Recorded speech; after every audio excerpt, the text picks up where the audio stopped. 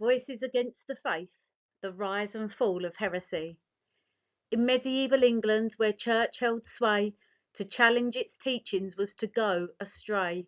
Heresy, the belief that opposed church decree, was seen as a threat to unity. Calls of rise lay deep in control, the church as a guardian of every soul. To question doctrine was not just dissent, but crime against God and the government. Under Henry II, church courts held their might, trying the guilty in spiritual sight. Punishments varied, yet power was clear. Religion and law worked closely here.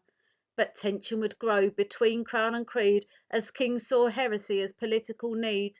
To challenge the church could challenge the throne, so rulers ensured such threats were overthrown.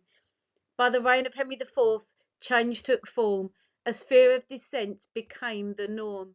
The heretico comburendo was passed in his reign, allowing burning at the stake for heretical claim.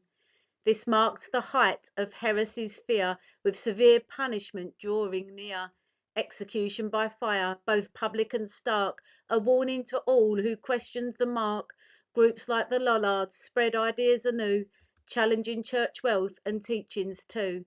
Seen as dangerous, both social and political threat, their suppression ensured control was set.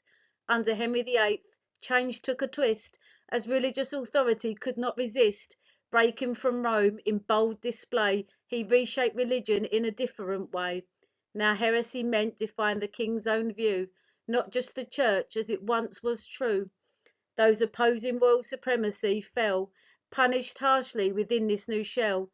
Then Mary I restored Catholic law, bringing back heresy as people once saw. Protestants burned in numbers severe, her reign defined by religious fear. Yet under Elizabeth I, balance returned, through religious tension still sharply burned. Heresy declined as a central crime, replaced by treason in political time. Reasons for decline grew clearer still, with changing attitudes and royal will. The Reformation shattered one unified creed, making one truth harder to lead. As power shifted from church to state, heresy's role began to abate. Focus turned to loyalty to crown and law, not purely belief as it was before. Punishment softened or changed in kind, less burning for faith, more law redefined. By latter years, heresy lost its place, no longer central in the justice space. Consequence from faith controlled crime to political threat over time. A shift from spiritual to secular rule, where belief alone was no longer the tool. From rising fear to declining doubt, heresy's story was shaped by the root of kings, of laws, of belief and control, reflecting the change in society's role.